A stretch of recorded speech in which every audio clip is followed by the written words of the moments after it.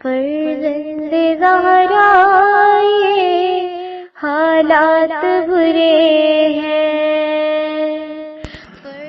کاشانۂ بصیرت ایک ایسا مکمل یوٹیوب چینل جس پر محروم بصارت کے لیے بالخصوص اور تمام افراد کے لیے بالعموم سینکڑوں کی تعداد میں اسلامی کتب دستیاب ہیں۔ لہذا گزارش ہے کہ آپ اپنی ذمہ داری نبھاتے ہوئے کاشانۂ بصیرت کو سبسکرائب کرنے کے ساتھ ساتھ بیل آئیکن کو پریس کیجیے تاکہ آپ علم کے حصول کے ساتھ ساتھ مذہب اہل بیت کی اشاعت میں بھی اہم کردار ادا کرتے رہیں۔ کاشانۂ بصیرت۔ فرزند زہرا یہ حالات برے ہیں۔ اعوذ باللہ من الشیطان الرجیم، بسم اللہ الرحمن الرحیم۔ میرا نام ملکہ جعفری ہے۔ میں کاشانۂ بصیرت کے یوٹیوب چینل کے لیے نیو جرسی سے آپ کے لیے کتاب پڑھ رہی ہوں جو الکوثر فی تفصیل القرآن جلد سوم ہے۔ یہ پارٹ نمبر 27 اور اب ہم سورۃ الانفال پڑھیں گے، آپ کے ساتھ مل کے پڑھیں گے۔ اور سورۃ الانفال جو ہے وہ اگر آپ تفسیر الکوثر کی جلد سوم لیں گے تو اس کا پیج نمبر 353 سے سورہ انفال کے بارے میں بیان شروع ہوتا ہے، اور وہ کچھ اس طرح سے ہے کہ بسم اللہ الرحمن الرحیم۔ سورہ کے بارے میں لکھا ہے کہ یہ سورۃ المبارکۃ مدنی ہے اور کوفی قرأت کے مطابق 75 آیات پر مشتمل ہے۔ واضح رہے کوفی قرأت سب سے زیادہ مستند ہے چونکہ یہ قرأت عاصم کی ہے۔ عاصم نے یہ قرأت عبد الرحمن سلمی سے اخذ کی ہے اور سلمی نے حضرت امیر المومنین علیہ السلام سے اخذ کی ہے۔ یہ سورہ جنگ بدر کے بعد سن 20 ہجری میں نازل ہوئی، چنانچہ سورہ میں بدر کی تاریخ ساز جنگ کے بارے میں بہت سے نکات بیان ہوئے ہیں۔ اس سورہ کے مباحث اکثر جنگ بدر اور اس سے پیدا شدہ مسائل کے بارے میں ہیں۔ چونکہ پیش آمدہ واقعات کی روشنی میں قانون سازی آسان ہو جاتی ہے، اس لیے غنائم جنگی کے بارے میں اسلام کا یہ موقف واضح کیا گیا کہ جنگی غنیمت اسلامی ریاست کی ملکیت ہوتی ہے۔ پھر صلح و جنگ کے بارے میں بھی قانون سازی ہو گئی تاکہ جاہلی تصورات کی جگہ اسلامی انسان ساز قانون ذہین نشین ہو جائے۔ جنگی اخلاقیات کا ذکر ہے سورہ میں کہ اسلام نے اس تصور کو مسترد کیا ہے کہ جنگ میں ہر کام جائز ہے۔ مسلمانوں کو یہ باور کرایا کہ جنگ میں فتح حاصل کرنے کے لیے کون سا اسلحہ زیادہ مؤثر ہے، آہنی اسلحہ یا آہنی ارادے۔ ارادوں کے آہنی ہونے کے لیے تائید غیبی درکار ہوتی ہے اور تائید غیبی کے حصول کے لیے بھی ایمان کی ایک خاص کیفیت درکار ہوتی ہے۔ یہ تو بیان تھا سورۃ الانفال کے بارے میں، اور اب پیج نمبر 354 سے سورہ کی بلکہ 355 ہے پیج، جس سے باقاعدہ سورہ کی تفسیر شروع ہوتی ہے۔ بسم اللہ الرحمن الرحیم یسألونک عن الانفال قل الانفال للہ والرسول فاتقوا اللہ واصلحوا ذات بینکم واطیعوا اللہ ورسولہ ان کنتم مؤمنین۔ بنام خدائے رحیم، اے رسول، لوگ آپ سے انفال کے متعلق پوچھتے ہیں، کہہ دیجئے یہ انفال اللہ اور رسول کے ہیں، پس تم اللہ کا خوف کرو، تم لوگ اللہ کا خوف کرو اور باہمی تعلقات مصالحانہ رکھو، اور اگر تم مومن ہو تو اللہ اور اس کے رسول کی اطاعت کرو۔ تشریح کلمات۔ اب ہم دیکھتے ہیں کہ الانفال کیا ہے۔ نون فعل لام کی جمع ہے، اس کے معنی زائد کے ہیں اور جو واجب کے علاوہ ہو اس کو نفل نافلہ کہتے ہیں۔ جنگی غنیمت کو انفال اس لیے کہتے ہیں کہ مسلمان غنیمت کے لیے نہیں راہ خدا میں لڑتے ہیں، لیکن غنیمت ایک اضافی انعام ہے، یا اس لیے ہو سکتا ہے کہ راہ خدا میں جہاد کا صلہ تو ان کو اجر و ثواب کے ذریعے اللہ کے ہاں سے ملے گا، لیکن غنیمت دنیا میں ایک اضافی اجر و ثواب ہے۔ تفسیر آیات میں شان نزول لکھی ہے کہ مسلمانوں نے بدر میں پہلی مرتبہ جنگ لڑی تھی۔ جنگ سے پیدا شدہ مسائل کے بارے میں اسلام کا کیا موقف ہے؟ لڑنے والوں کو اس سے واسطہ نہیں پڑا تھا، صرف جاہلیت کے تصورات ذہنوں میں تھے کہ جس نے جو لوٹا وہی اس کا مالک بن گیا۔ چنانچہ کافروں کی شکست کے موقع پر مسلمانوں کے 3 گروہ بن گئے تھے۔ پیج نمبر 356 ہے، جس میں لکھا ہے کہ ایک گروہ کفار کا تعاقب کر رہا تھا، دوسرا گروہ رسول کی حفاظت کر رہا تھا، تیسرا گروہ مال غنیمت لوٹ رہا تھا۔ یہ تیسرا گروہ عرب کے پرانے جنگی رواج کے تحت اپنے آپ کو اس مالک کا تصور کر رہا تھا، جبکہ دوسرے گروہ کا کہنا تھا کہ ہم بھی اس میں برابر کے شریک ہیں، کیونکہ ہم نے رسول اللہ کی حفاظت کی ہے اور ہمیں خوف ہے کہ کہیں رسول اللہ پر اچانک دشمن حملہ نہ کر دے۔ اور پہلے گروہ کا کہنا تھا کہ ہم نے دشمن کو بھگا دیا اور اسے شکست دے دی، ہم اس مال غنیمت میں برابر کے شریک ہیں۔ بعض دیگر روایات میں آیت ہے کہ حضرت عبادہ نے کہا کہ یہ آیت ہم اصحاب بدر کے بارے میں نازل ہوئی ہے، جب ہم نے غنیمت کے بارے میں آپس میں اختلاف کیا، اس سلسلے میں ہمارے اخلاق بگڑ گئے تھے، چنانچہ اللہ تعالیٰ نے ہم سے چھین کر رسول اللہ کو دیا اور پھر آپ نے مسلمانوں میں برابر کا تقسیم کیا۔ نیز وَأَصْلِحُوا ذَاتَ بَيْنَكُمْ، آپس میں صلح و آشتی رکھو، قائم رکھو، سے بھی معلوم ہوتا ہے کہ یہ آیت کسی اختلاف کے موقع پر نازل ہوئی ہے۔ انفال کے موارد اور حکم۔ انفال اگرچہ جنگ بدر کی غنیمت کے بارے میں نازل ہوئی اور سوال بھی بدر کی غنیمت کے بارے میں ہوا تھا، تاہم تفسیر میں ایک مسلمہ کلیہ ہے کہ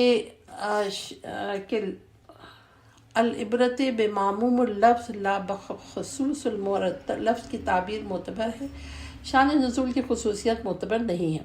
دوسرے لفظوں میں جائے سوال یہ محل نزول آیت خاص ہو تو لفظی تعبیر کی تخصیص نہیں ہوتی، لہٰذا آیت کی تعبیر میں ہر قسم کے انفال یعنی اموال زائد شامل ہیں، مثلاً آبادیاں جو متروک ہو چکی ہیں، پہاڑوں کی چوٹیاں، جنگل، بادشاہوں کی جاگیریں، غیر آباد زمینیں، لاوارث املاک وغیرہ۔ جو بھی کسی کی ملکیت میں نہیں ہے وہ اللہ اور رسول کی ملکیت ہے، یعنی یہ حکومتی ملکیت، اسٹیٹ پراپرٹی ہے، لہذا جنگی غنیمت اسلامی حکومت کی ملکیت ہے۔ اس کی تقسیم کا اختیار اسلامی حکومت کے قانون کے مطابق سربراہ کے اختیار میں ہے۔ اس طرح قانون شریعت کے تحت یہ لازم ہو گیا کہ تمام مال غنیمت امام کے حوالے کر دیا جائے، اور اس کے بعد آیہ خمس میں اس مال کی تقسیم کا قانون بتا دیا کہ 5واں حصہ سرکاری ملکیت میں رہ جائے گا اور باقی 4 حصے لڑائی میں شریک فوج میں تقسیم کر دیے جائیں گے۔ دوسرے لفظوں میں جو حصہ پیج نمبر 357 ہے کہ جو حصہ کسی سرباز کے حصے میں آئے اس کا 5واں حصہ سرکاری ملکیت میں جائے گا، 4 حصے اس کی ذاتی ملکیت میں ہوں گے۔ لہذا آیہ انفال اور آیہ خمس میں کوئی تضاد نہیں کہ آیہ خمس کو جس میں 4 حصے سرباز کو ملنے کا حکم ہے ناسخ، اور آیہ انفال میں سارا مال اللہ اور رسول کے لیے قرار دیا ہے کو منسوخ سمجھا جائے۔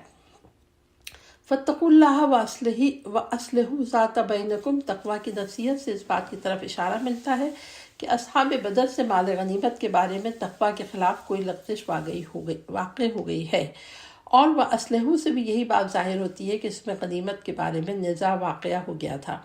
وَأَطِیعُوا اللَّهَ وَرَسُولَهُ، اللہ اور رسول کی اطاعت سے اس بات کی طرف اشارہ ہے کہ اللہ اور رسول نے جو حکم دیا ہے کہ انفال تمہاری ملکیت نہیں ہے بلکہ اللہ اور رسول کی ملکیت ہے، اس کی اطاعت کرو۔ چنانچہ اس اطاعت کے وقوع پذیر ہونے کی وجہ سے نزاع ختم ہو گیا۔ اہم نکات۔ نمبر 1، ہر وہ چیز جس کا کوئی مالک نہ ہو وہ اسلامی حکومت کی ملکیت ہے۔ نمبر 2، تقویٰ اور آپس میں صلح و آشتی اور اطاعت خدا اور رسول ایمان کے ارکان ہیں۔ إنما المؤمنون الذين إذا ذكر الله وجلت قلوبهم وإذا تليت عليهم آياته زادتهم إيمانا وعلى ربهم يتوكلون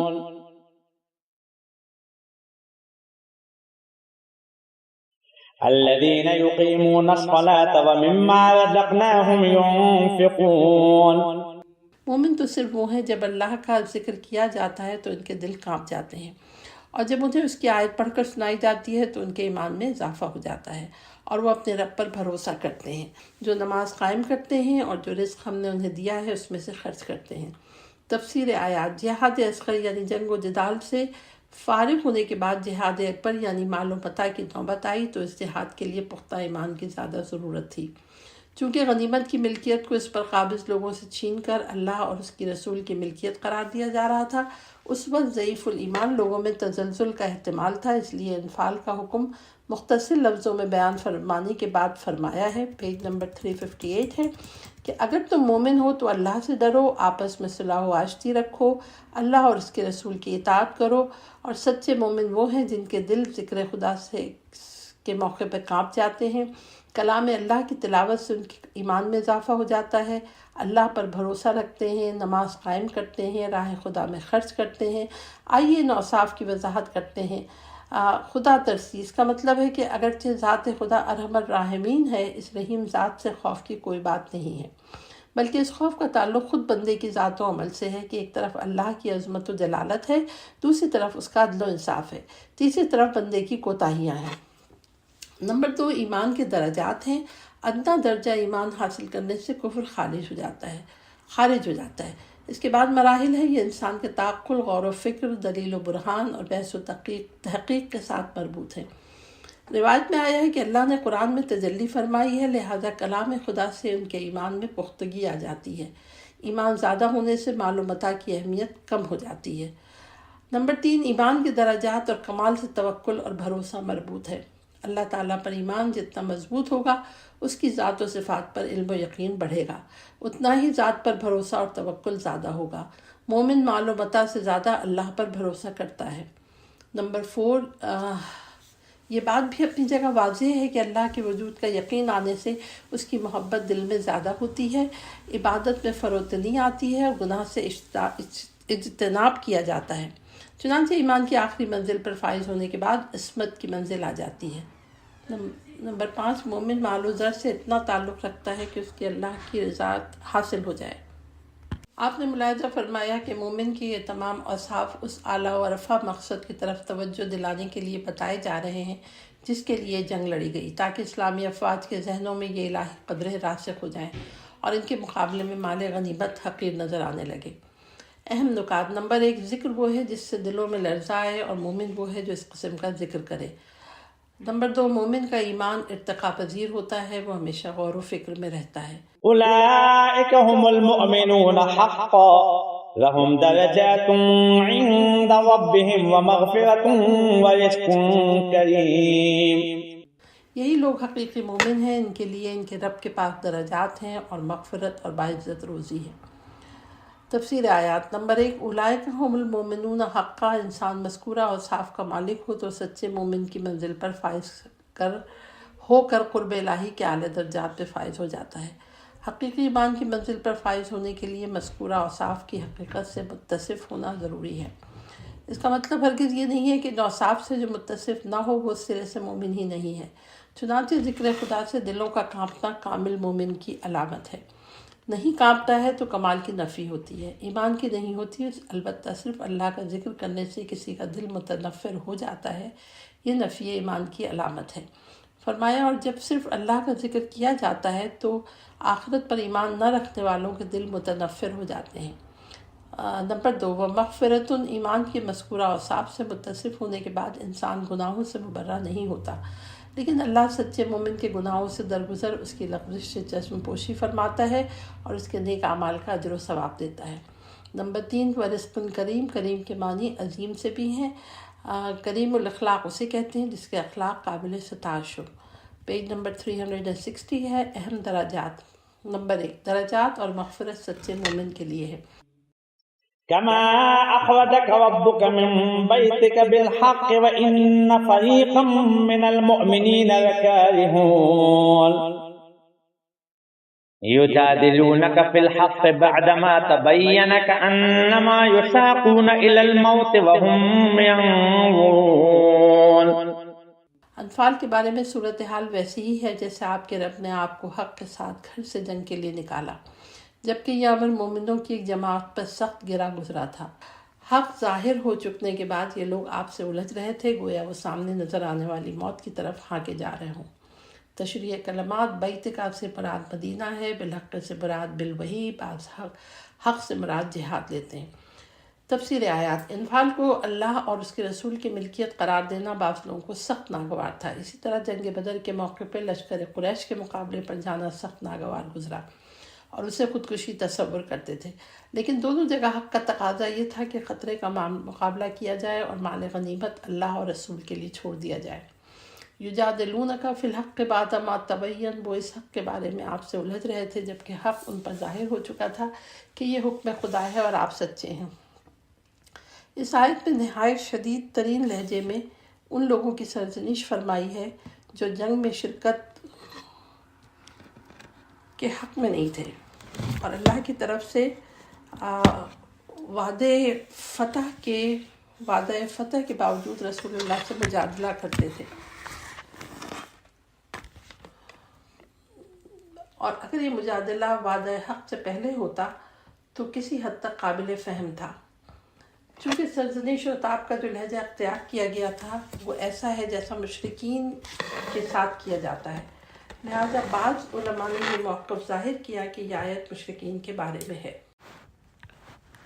پیج نمبر 361 ہے۔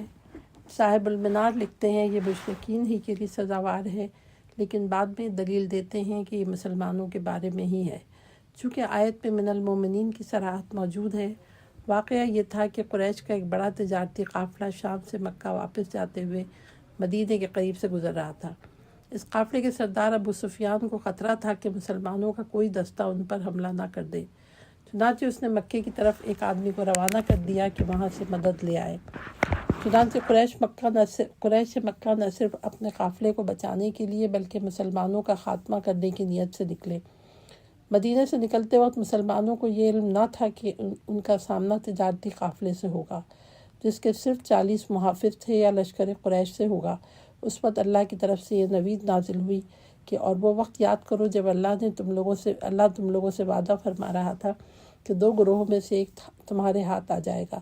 اس الہی نوید کے باوجود جب رسول اللہ نے قافلے کی بجائے لشکر قریش سے مقابلہ کرنے کا فیصلہ کیا تو قرآنی تعبیر کے مطابق ان کا حال یہ تھا کہ گویا وہ سامنے نظر آنے والی موت کی طرف ہانکے جا رہے تھے۔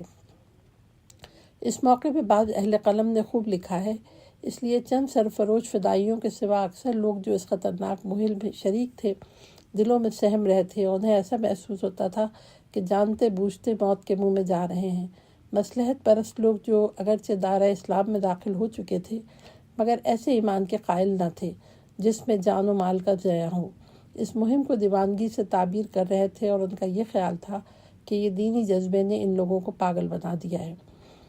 اہم نکات: نمبر 1، پیغمبر اسلام کی جنگی حکمت عملی سے 1000 کے مقابلے میں صرف 313 پر مشتمل کمزور لشکر نے فتح حاصل کی، اور ان میں سے بہت سے لوگوں کا یہ حال تھا: الف، جنگ سے کراہیت کر رہے تھے، بے، اللہ کی طرف سے نوید فتح کے بعد بھی رسول اللہ سے الجھ رہے تھے، جیم، ان کو فتح کی کوئی امید نہ تھی بلکہ ان کو موت نظر آ رہی تھی۔ پیج نمبر 362 ہے۔ وَإِذْ يَعِدُكُمُ اللَّهُ إِحْدَى الطَّائِفَتَيْنِ أَنَّهَا لَكُمْ وَتَوَدُّونَ أَنَّ غَيْرَ ذَاتِ الشَّوْكَةِ تَكُونُ لَكُمْ وَيُرِيدُ اللَّهُ أَن يُحِقَّ الْحَقَّ بِكَلِمَاتِهِ وَيَقْطَعَ دَابِرَ الْكَافِرِينَ لِيُحِقَّ الْحَقَّ وَيُبْطِلَ الْبَاطِلَ وَلَوْ كَرِهَ الْمُجْرِمُونَ۔ اور وہ وقت یاد کرو جب اللہ تم لوگوں سے وعدہ فرما رہا تھا کہ 2 گروہ میں سے ایک تمہارے ہاتھ آ جائے گا، اور تم چاہتے تھے کہ کمزور گروہ تمہارے ہاتھ میں آ جائے، جبکہ اللہ چاہتا تھا کہ حق کو اپنے فرامین یعنی وعدوں کے ذریعے ثبات بخشے اور کافروں کی جڑ کاٹ دے، تاکہ حق کو ثبات مل جائے اور باطل نابود ہو جائے، خواہ مجرموں کو کتنا ہی ناگوار گزرے۔ تشریح کلمات: شوق اصل میں یہ لفظ کانٹے کے معنی ہے، لیکن یہ طاقت اور اسلحے کے معنوں میں استعمال ہوتا ہے۔ تفسیر آیات: وَإِذْ يَعِدُكُمُ اللَّهُ عہدی، اللہ کی طرف سے یہ جمالی وعدہ تھا کہ تجارتی قافلے اور مسلح لشکر میں سے ایک تمہارے ہاتھ آئے گا۔ مسلمان تجارتی قافلے پر حملہ کرنا چاہتے تھے اور رسول اللہ مسلح لشکر کا رخ کرنا چاہتے تھے۔ نمبر 2، وَيُرِيدُ اللَّهُ، اللہ کی منشا یہ تھی کہ اس مرحلے میں حق کو ثبات ملے۔ نمبر 3، بکلماتہ، یہاں کلمات سے مراد وعدہ ہے نصرت ہو سکتے ہیں، جیسے فرمایا اور بتحقیق ہمارے بندگان مرسل سے ہمارا یہ وعدہ ہو چکا ہے یقیناً وہ مدد کیے جانے والے ہیں اور یقیناً ہمارا لشکر ہی غالب آ کر رہے گا۔ اور نمبر 4، کافروں کی جڑ کٹ جائے، چنانچہ جنگ بدر کے بعد ابو جہل جیسے کفر کی جڑیں کٹ گئیں۔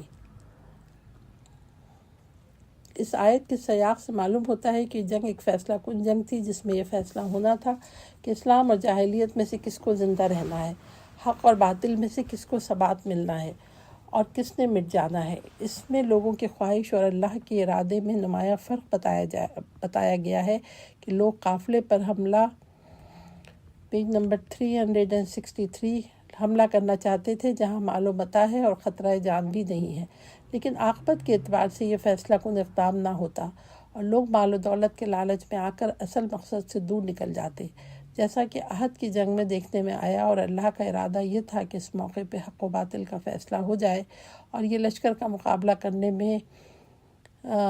میں ہے جیسے کہ بعد کے حالات نے بتایا۔ اہم نکات میں لکھا ہے کہ اعلیٰ مقصد کے حصول کے لیے سہل طلبی درست نہیں ہے۔ إذ تستغيثون ربكم فاستجاب لكم أني ممدكم بألف من الملائكة مردفين۔ یاد کرو جب تم اپنے پروردگار سے فریاد کر رہے تھے تو اس نے تمہاری سن لی اور فرمایا میں یکے بعد دیگرے آنے والے 1000 فرشتوں سے تمہاری مدد کروں گا۔ تشریح کلمات: تستغیثون الغوث کے معنی مدد طلب کرنے کے ہیں۔ مردفین را دال فے تابع یعنی ہر وہ چیز جو دوسروں کے پیچھے ہو۔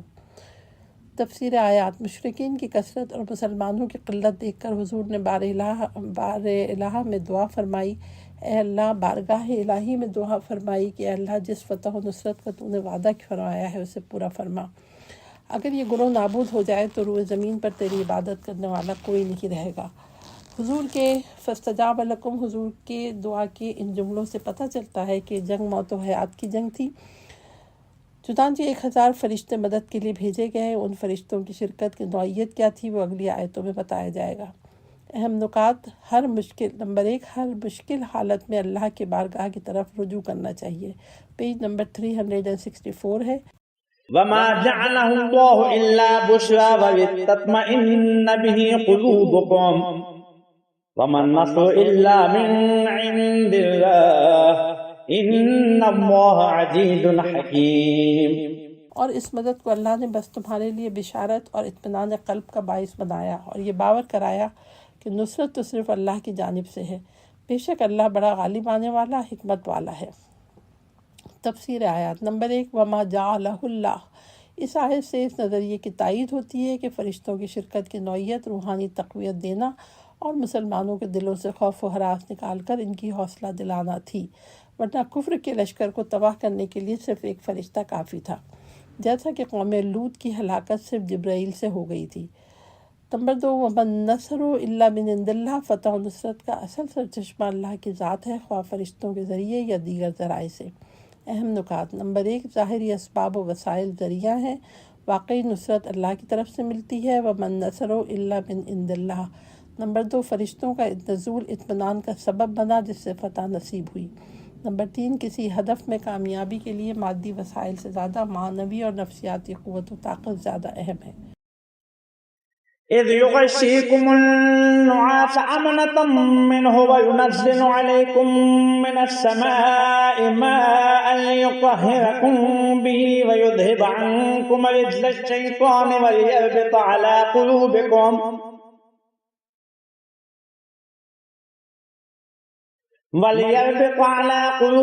ويثبت به الأقدام۔ وہ وقت یاد کرو جب اللہ امن دینے کے لیے تم پر غنودگی طاری کر رہا تھا اور آسمان سے تمہارے لیے پانی برسا رہا تھا تاکہ اس سے تمہیں پاک کرے اور تم سے شیطانی نجاست کو دور کرے اور تمہارے دلوں کو مضبوط بنائے اور تمہارے قدم جمائے رکھے۔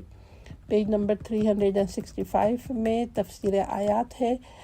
نمبر 1، اذ یغشیکم النعاس امنۃ منہ، اپنے سے کئی گنا بڑے لشکر کا مقابلہ اور امن و سکون کی نیند سو رہے ہیں۔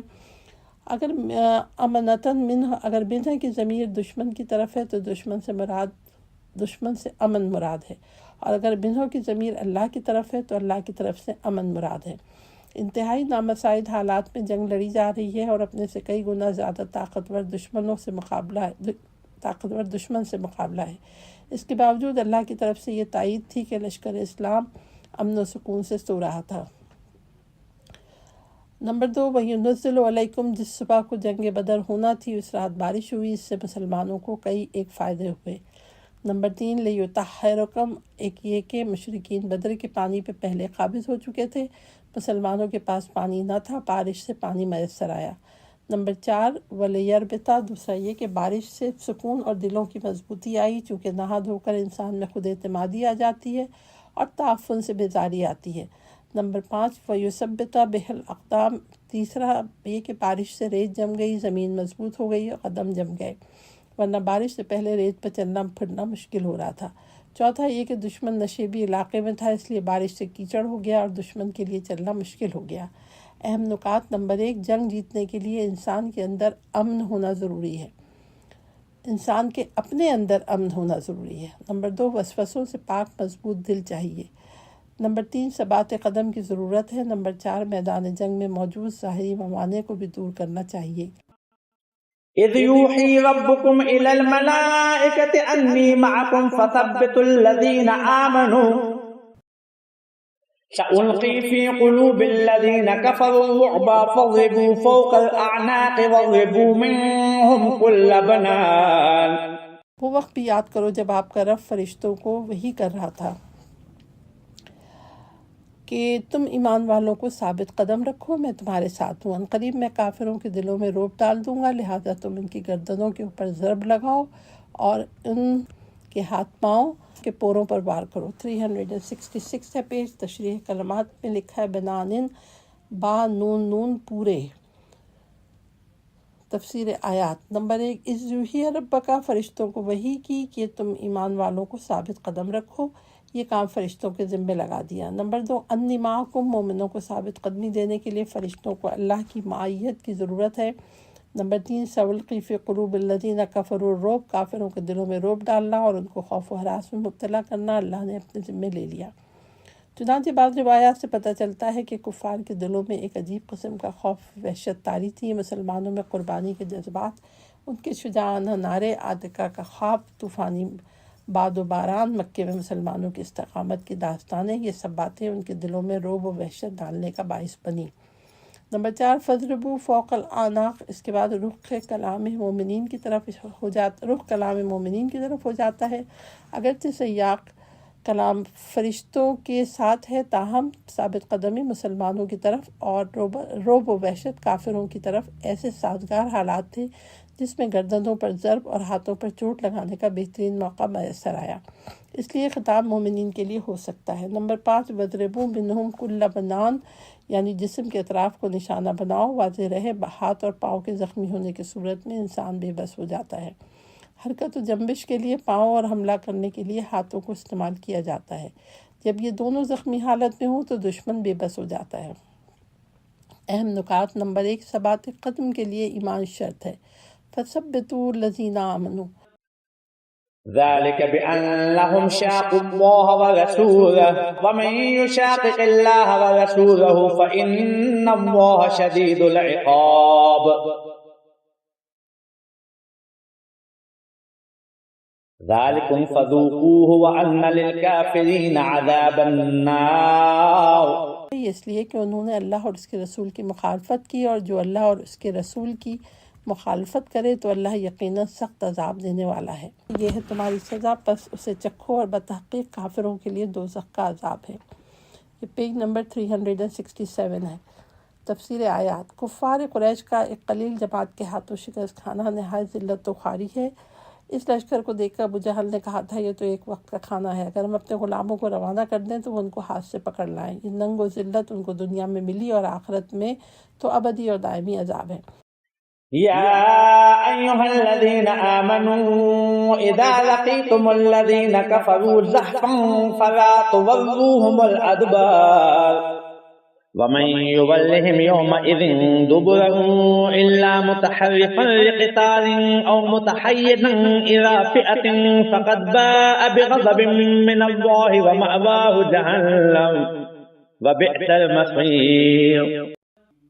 اے ایمان والو، جب میدان جنگ میں کافروں سے تمہارا سامنا ہو جائے تو ان سے پیٹ نہ پھیرنا، اور جس نے اس روز پیٹ پھیری مگر یہ کہ جنگی چال کے طور پر ہو یا کسی فوجی دستے سے جا ملنے کے لیے، تو وہ اللہ کے غضب میں گرفتار ہو گیا، اور اس کا ٹھکانہ جہنم ہے، اور وہ بہت بری جگہ ہے۔